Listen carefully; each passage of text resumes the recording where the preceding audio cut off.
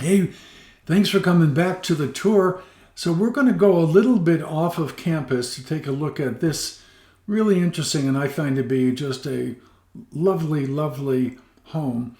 This is the Lettie Wickliffe. I'm going to butcher this and I apologize.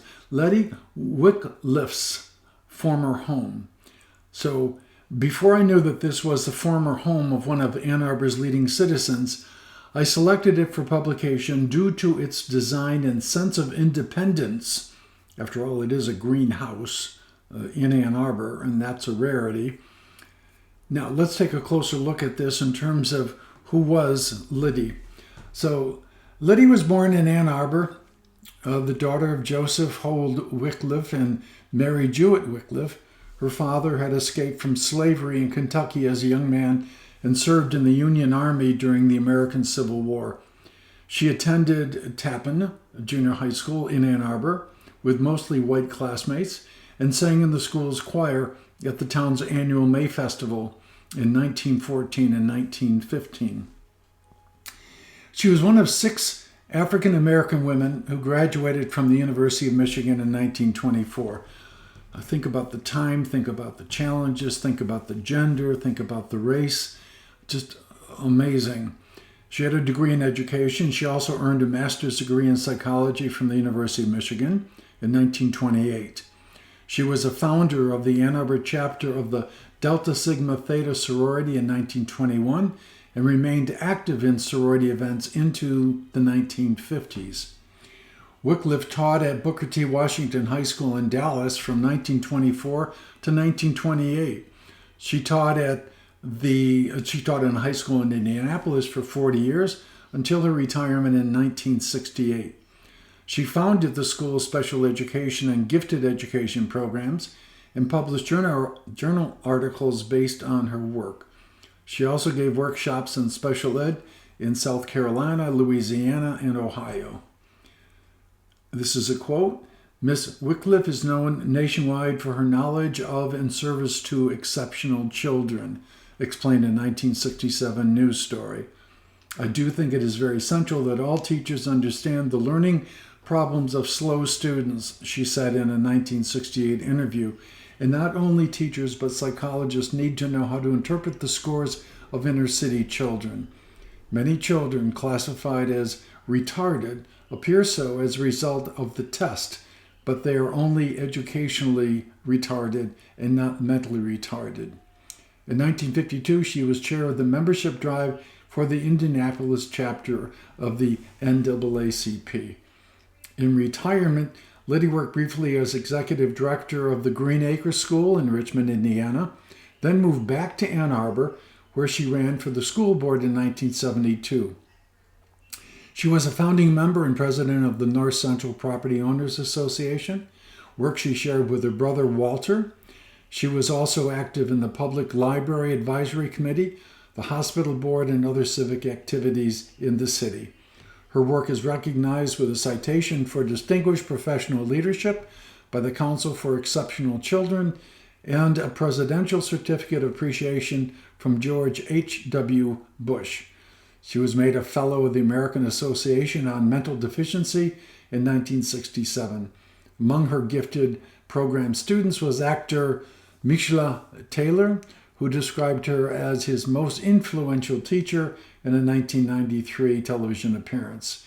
She had a concept that there were a lot of kids of color in these neighborhoods that were special and gifted and should be nurtured and treated with care because they had a lot to offer, Taylor recalled in a 2000 profile. In 1992, Lettie's 90th birthday was marked by the Kiwanis Club in Ann Arbor. She died in 2001 at the age of 99. Her papers are archived in the Bentley Historical Library at the University of Michigan. So when you walk by this, I think it's an absolutely gorgeous house with the picket fence. Think about the resident who distinguished herself in a time where it was very difficult, certainly for a woman and certainly for a woman of color, as it was referred to back in those days. So a lovely tribute to one of Ann Arbor's most notable citizens. follow-up kind of comments to this from people who saw the original picture. Somebody said if the trim were a different color, it would look like many houses of the period. And unfortunately, we've lost many of these houses, which through disrepair or through acquisition and conversion into university properties, we've lost a lot. And a lot of it is progress and a lot of it is just a shame. Somebody said, I love this house and the independent spirit it represents. Somebody else said, joint owned by my great-great aunt Lettie Wickliffe. That's how I found out all about this house, from this individual who recognized it as belonging to her great-great aunt. Somebody else liked the perspective in terms of the photograph itself, which was sitting perfectly for a photographer to catch this particular look. Somebody else, I'm sure with a smile, said, that house belongs in East Lansing. Well, it belongs right where it is, but I understand what they're saying. Somebody else simply said, I love it. So perspective, 1911, when this house was built, what was going on? Well, this is one of those, Edmondson becomes the first man to reach the South Pole. Myself, I did a lot of mountaineering in my day and a lot of cold mountaineering. So things such as reaching the South Pole have particular meaning for those of us who have done very, very minor kinds of adventures compared to Edmondson, what he had accomplished.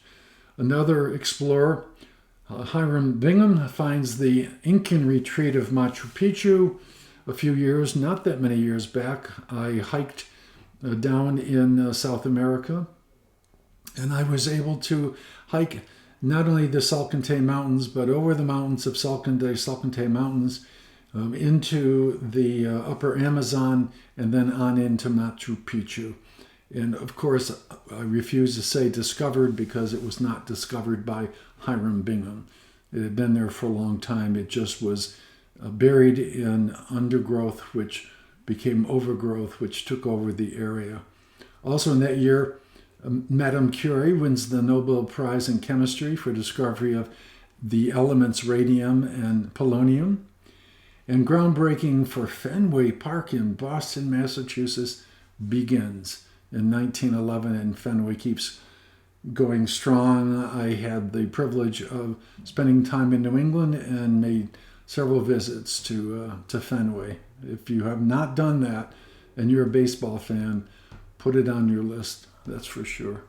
All right, again, thank you so much for coming on the tour, and stay tuned. If you want advance notice, just hit the subscribe button, and then I will see you soon.